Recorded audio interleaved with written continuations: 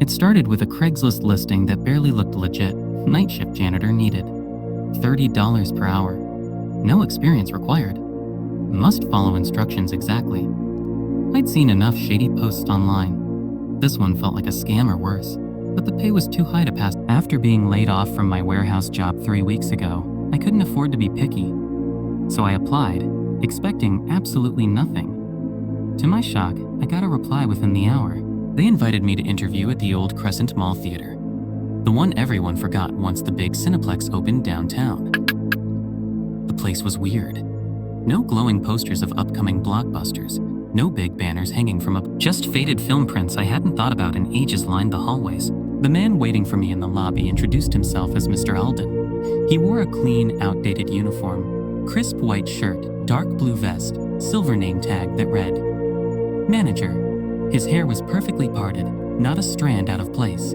His smile didn't touch his eyes. Ishan, right? I nodded, my mouth dry. You have any theater experience? No, sir, but I learn quick. He stared at me like it didn't matter. This isn't about learning, it's about obeying. If you can follow rules, you'll be fine. He handed me a laminated sheet, thick plastic, corners bent and dulled. At the top, rules for night staff, only 7 items. I skimmed them. Never enter Theater 6 after midnight, no matter what you hear. If Theater 2 is already open when your shift starts, shut and lock it fast. Don't peek inside. If someone knocks from inside the emergency exit, do not respond. Start with the concession stand. Never eat anything found behind the counter. If music plays over the intercom, stop moving and stay still until silence returns. There is no Theater 9. If Theater 4's screen turns on by itself, sit and watch. Stay until the credits end. Sitsoak. The credits end. This a joke? I said, forcing a weak laugh. Mr. Alden didn't react. Cleaning supplies are in the janitor closet by Theater 1. You start at 11 p.m. sharp. He'll leave by 6 a.m. unless told otherwise. Never enter a theater while a film's playing. That was it. No paperwork. No orientation. Just rules and an old man making me sign 1 page. My name, the date, and a line that read, I understand the rules provided. My first shift was boring. All things considered, the place was dead quiet.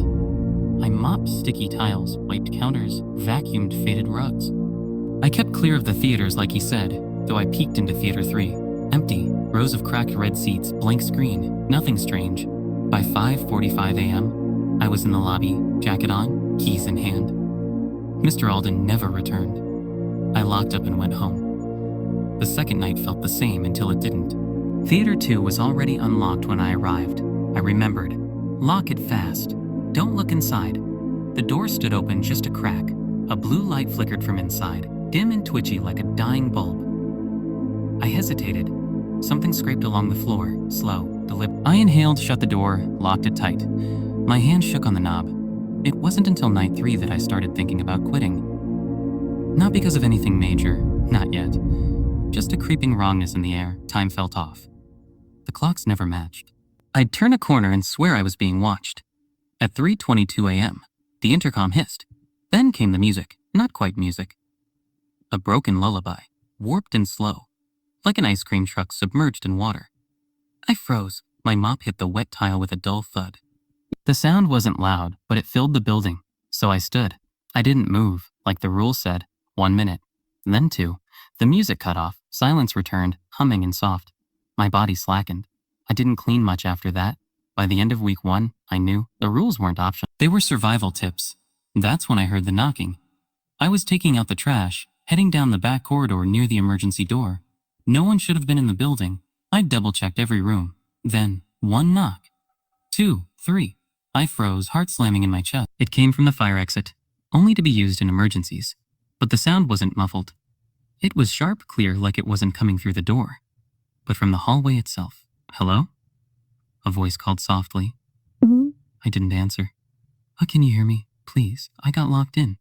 It was a woman, young. Sounded scared. Please don't leave me. I couldn't move. My fists clenched. Every part of me screamed to open that door, but something was wrong. That exit had no panic bar. It only opened from the inside. Whoever was knocking didn't come from within. Then I heard her say my name. Sean. Please. That's it. I know you're there. I can feel you. That's when I bolted. The next day, I found a note on my janitor's cart. Folded. Handwritten in neat cursive. Good. You listened. Most don't. You're doing fine. Just remember, the rules are for your safety. No signature. No explanation. Yes, the knocking was real. Yes, I'd been tested. Yes, the rules were literal instructions for survival. By the start of week 2, I understood. The theater wasn't just old and forgotten. It was something else. A place wedged between layers of reality, hiding in plain sight. It followed rules, not just strange but sacred, etched deep into its walls. Breaking them wasn't a termination offense. It was a death wish. Still, I stayed. I wish I could say it was courage. That'd be a lie. It was rent. It was gas. It was $63 left in my account and a credit card screaming in flames. Whatever this place was, whatever rules it had, I needed it more than I feared it. Or so I believed. Week 2 was when I met Harper. I showed up early that night. Expected the usual empty lobby. But someone was already there. Perched on the snack bar counter, legs swinging lazily, wearing an oversized red Crescent Theater hoodie, she looked like she didn't fit. Her hair was a chaotic nest. Tangled auburn curls, as if she'd braved a hurricane. Nothing about her matched this place. Yet here she was. You must be the new guy, she said casually, like we were at a diner and not the haunted silence of this cursed theater. Sean, I replied, puzzled. And you are Carper. I work here sometimes. Mostly not. How come I haven't seen you around? She smiled.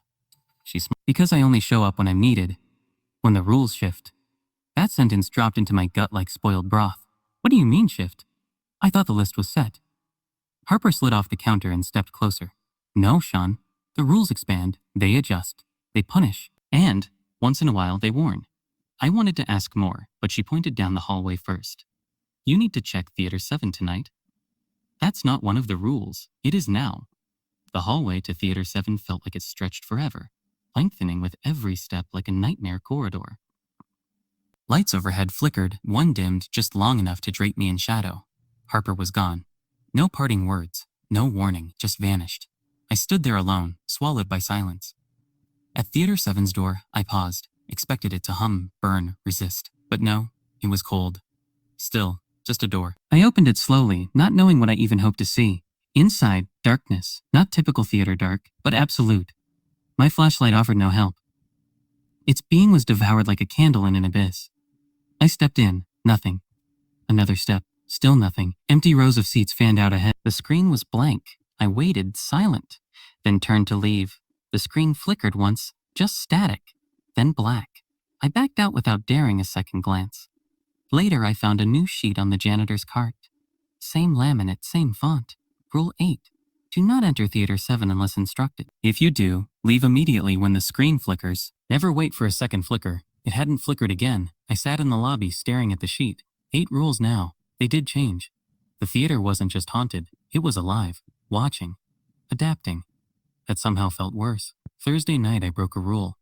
Not on purpose. I keep telling myself that, but it doesn't really matter. It was 4:15 a.m. I had just cleaned the bathrooms and passed Theater 4.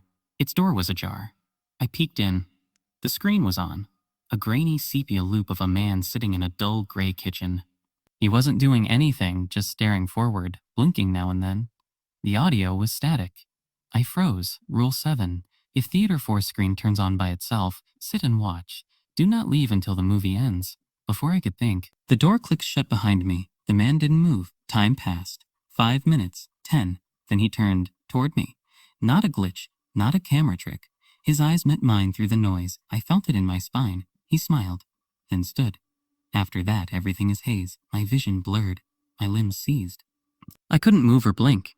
It felt like he was stepping out of the screen, frame by frame. I woke up in the lobby. Sunlight. Dead phone. Shoes gone. A note on the counter. You left too early. Next time, do it properly. One bullet point below. Rule 9.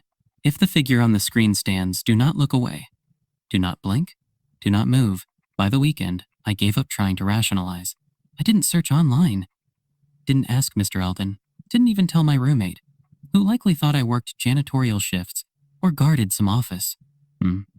Some truths can't be said out loud. Harper reappeared Saturday. This time, she sat cross-legged in Theater 5. No movie, no lights, just her and stale air. You watched it, didn't you? She asked without looking up. I didn't finish it. She nodded. Then it's going to keep showing up. Different places, different screens. It wants you to finish. Not on a screen, this time in the popcorn machine's reflection. He stood behind me, pale, silent. I didn't turn around. Just looked down, stepped back. Walked away. No screaming. No panic. Just instinct. A rule not yet posted, but somehow I understood. If you see it outside the screen, ignore it. I left my shift early, 5:30. Didn't finish my tasks. No punishment. But that night another rule showed up. Rule 10. If you see the figure from Theater 4 anywhere else in the building, do not engage, do not speak, do not acknowledge. By week 2, I knew I was too deep. I started dreaming in the theater's palette, muted reds, black velvet, decayed gold. Woke to the sound of spinning reels and phantom popcorn rustles. My room completely still. Something had changed in me. My nerves rewired. My fear mutated. It wasn't about spirits anymore. It was about awareness. Attention. The theater didn't just have ghosts. It had memory. Intelligence. It had begun watching me back. Fear changes in this job. It stops screaming. It becomes still, pressing in quietly like sealed air. That was week 3. No more jump scares, no violence. Just breathing walls and watching ceilings. And the rules, they didn't just evolve. They adapted to me.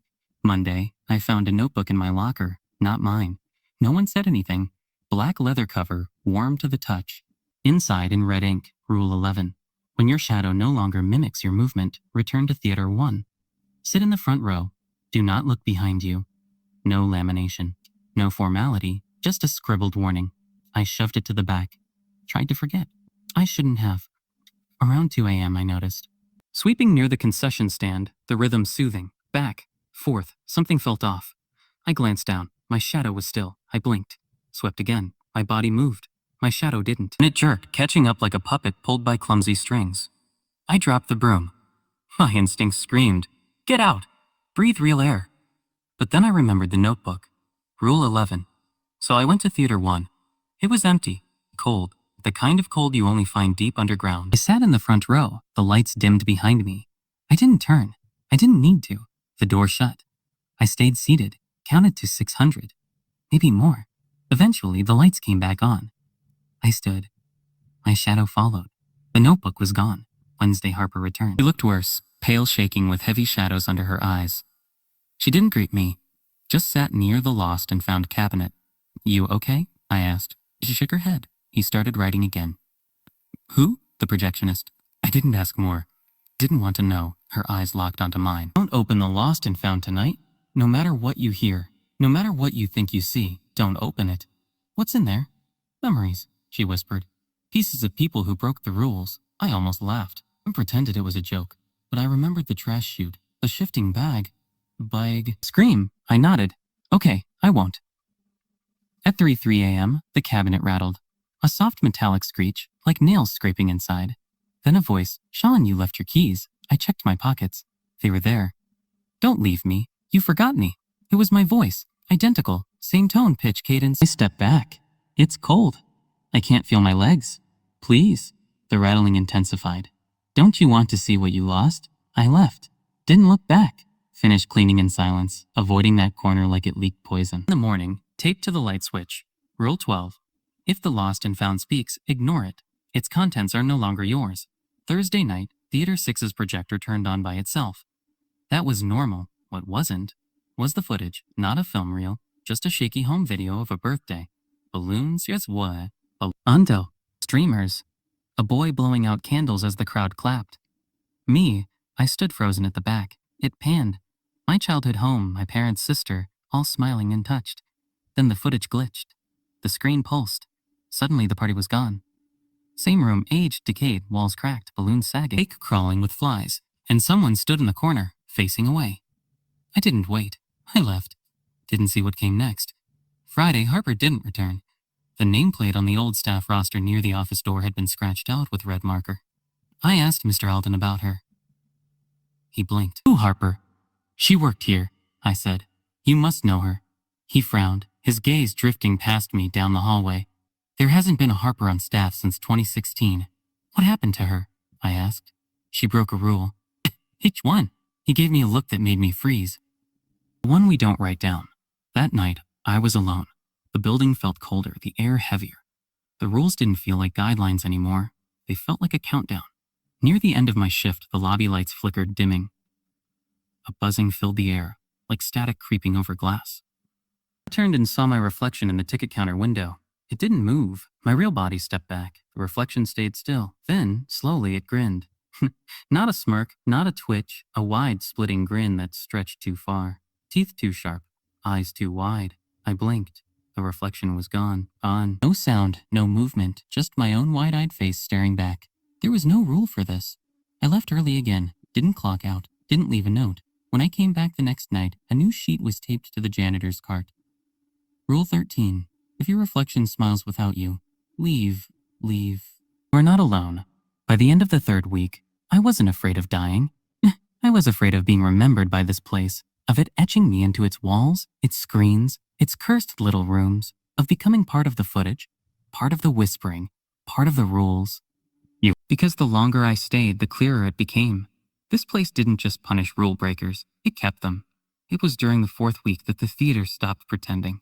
By now, I could navigate its halls with my eyes closed, dodging its tricks with something like instinct. The rules weren't just rules anymore. They were second nature. I knew when to stop moving, when not to look, when to sit and watch until the movie ended, no matter what screamed behind my seat. I knew how to listen for the lie in a voice calling my name from the wrong side of a locked door. I knew how to survive, but survival wasn't enough anymore. The theater wanted more. It started subtly. The walls began to move, not visibly, not with dramatic quakes or groans. They shifted like thoughts. One moment, I was walking past Theater 3, and the next, it was Theater 5. The hallway I had just come down behind me vanished when I turned back, replaced with one I hadn't used in years. Doors that had once been bricked up were suddenly open. Signs flickered between languages I didn't recognize. One night, standing at the concession stand, the air smelled like seawater. Another time, it smelled like rot. Once, I swear the popcorn machine was full of teeth. The notebook returned. Same black cover, same too warm leather. It sat on the stool in the projection booth, waiting for me. I opened it. Launder. This time, 3 rules were written in frantic handwriting. Rule 14. If the marquee outside displays a movie you recognize from your dreams, do not enter that theater. Rule 15. If the projector in Theater 1 plays footage from the future, do not tell anyone what you saw. Rule 16. If you see yourself inside the building while you're still inside the building, leave immediately. One of you is not supposed to be there. I tried to tell Mr. Eldon about the walls moving. He nodded slowly. It does that sometimes, he said. Shouldn't that concern you? I asked. He sighed. The theater's not a place, Sean. It's an agreement. We break it more often than we realize. With whom? I asked. He didn't answer. He turned back to the old film reels behind his desk. Friday night, I broke Rule 14. It wasn't intentional. I didn't even notice until I was already inside. Theater 8's door had been open, and soft piano music drifted out. The kind that made you feel like you were falling asleep under a weighted blanket. I stepped in without thinking. On the screen was my apartment, not just any view, but the exact angle I saw every morning when I opened my eyes. The bed, the fan that clicked because I never tightened it, the poster on the wall with the faded corner. Someone was lying in the bed. It was me. I turned to leave. The door was gone. Just wall. I backed away from the screen, breath shallow, heart pounding. On the screen, the figure in the bed stirred. It reached for the nightstand, picked up a phone, and answered it. There was no ring, no call, but it nodded as if listening. Then it turned to face the screen. It smiled. I blinked. The lights went out. I woke up in Theater 3 alone. No movie, no sound. I checked my phone. 6 missed calls, all from my own number. Saturday night. Mr. Alden wasn't in his office. The light was on, but the room was empty. His desk was clear. The drawer with the rules was open and empty. His coat was gone. No note, no sign of struggle, just absence. I checked the building from top to bottom, from the projection booth to storage, through theaters 1 through 8. He wasn't there, but Theater 9 was. You remember Rule 6, right? There is no Theater 9. Yet at the end of the east hallway, where a broom closet used to be, a new door had appeared. Large black. The number 9 painted on it in white. The paint was fresh wet. I didn't touch it. I just stood there staring. Behind the door, something breathed. Long, slow, deliberate. I returned to the lobby. Harper was there. I hadn't seen her in over a week. She looked tired. Hollow. You found it, she said. Theater 9. She nodded. It wasn't supposed to open yet. Where is Mr. Alden? I asked. She looked toward the hallway. He made a deal. What kind of deal? I asked. She didn't answer. Instead, she handed me a film reel. The metal canister was old, rusted at the edges. Was old, rusted at the edge. Play this in Theater 5 midnight. Don't stop it. Don't leave. When it ends, you'll know what to do. I opened my mouth to argue, but she was already gone. Midnight came too quickly. I stood in the projection booth of Theater 5, fingers trembling as I loaded the reel. The machine groaned to life. The film caught. The screen flickered. It was surveillance footage. Grainy black and white. The theater lobby was empty and still. Then a figure entered the frame. Me. Not from last week, not from earlier that night. Me in the moment, walking past a camera that didn't exist. The film jumped to another view. The break room. Me again, sitting at the table, eating from a plastic container. Another jump. The booth. Me again, standing at the projector, watching the film. I looked up and saw myself, watching myself. I backed away from the machine. The air in the booth thickened, buzzing with static electricity. My teeth ached from the hallway outside. Footsteps echoed, deliberate, familiar. I turned off the projector, and all the lights went out. Somehow, I ended up in the main lobby. The screens on the walls weren't playing trailers anymore. They were playing me. Every mistake, every broken rule. Every moment I failed to follow instructions exactly. I saw myself, looking into the lost and found. I saw my eyes closed during the Theater 4 screening. I saw the instant my shadow lagged behind. Then, I saw Mr. Alden. He stood in Theater 9, hands raised. A figure in black loomed over him. Not a person, not quite. More like a hole in reality given shape. Its face was an old film reel, spinning too fast to track. He said something. The film had no sound. Then the screen went black. Underneath the screen, text appeared. Rule 17. If Theater 9 opens, a manager must be given. I heard someone crying. I followed the sound to the hallway. Harper was crouched against the wall, her head in her hands. It wanted him, she whispered.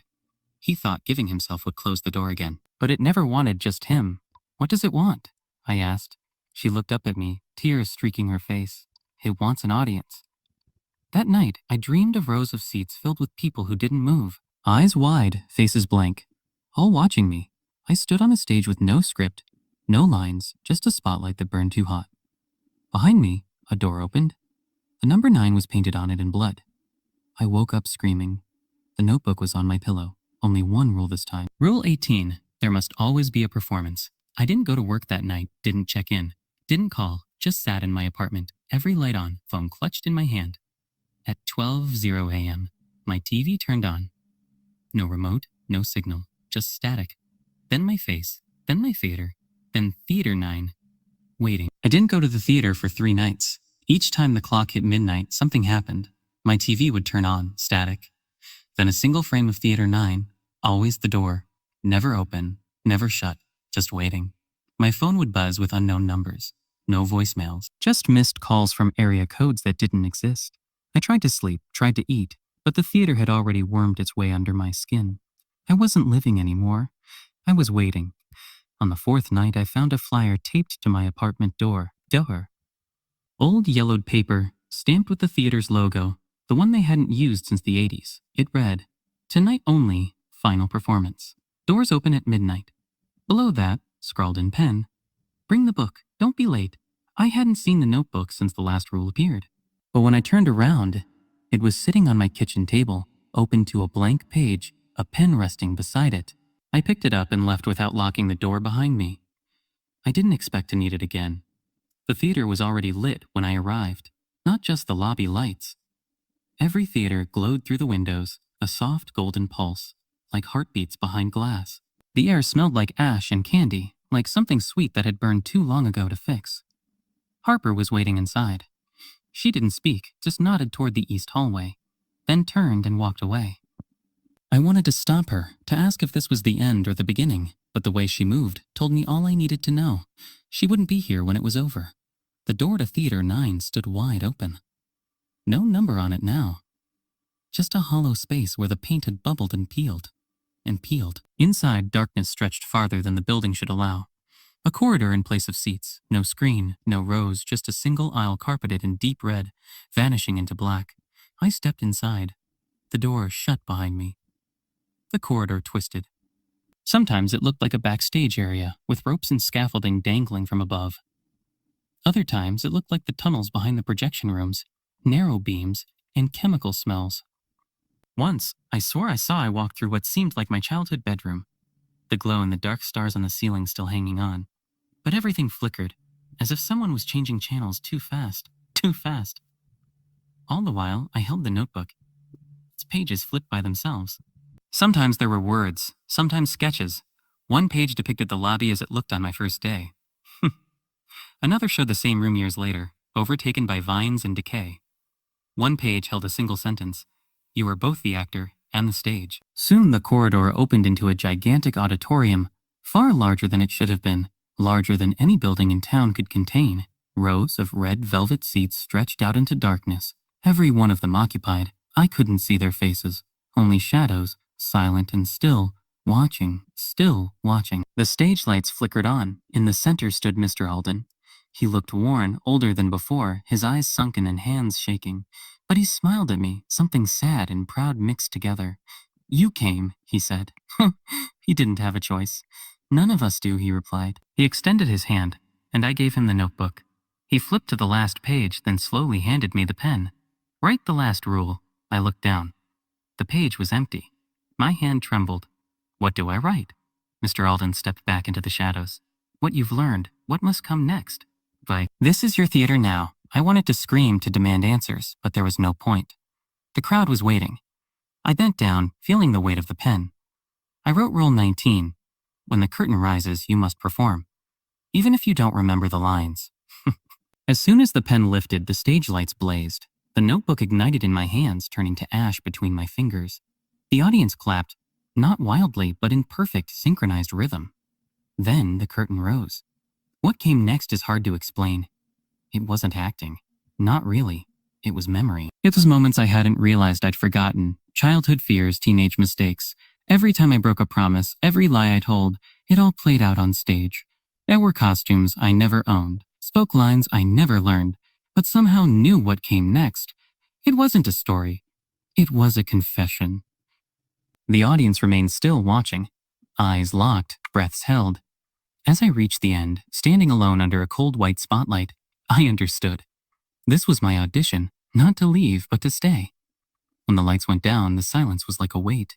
Then the clapping began, slow, deliberate, like raindrops before a storm. The figures stood and applauded, their hands never quite touching, the sound slightly off. Mr. Alden joined me on stage. He looked at the crowd, then at me. Except you, as the new manager," he said. I shook my head. "I didn't agree to this. I didn't volunteer." He placed a hand on my shoulder. "You performed. You wrote the rule. That was the agreement." The stage creaked beneath us. The audience began to dissolve, their forms melting into static, drifting upward into the rafters like smoke. Mr. Alden began to fade too. "What happens now?" I asked. "Now," he said, "you watch the doors. You follow the rules, and you write the new ones." "Wait, I don't know what I'm doing," he smiled. "You didn't know then either." And then he was gone. I woke up in the office. Mr. Alden's desk, his chair. The old clock ticking steadily behind me. The keys were in my pocket. The first shift started in an hour. The janitor's cart was freshly stocked. On the desk sat a new notebook, black leather. Its first page was blank. There was only one note taped to the desk. Rule 1. Never let them know you're afraid. They can smell it. I sat back, took a deep breath, and waited for the first knock on the door.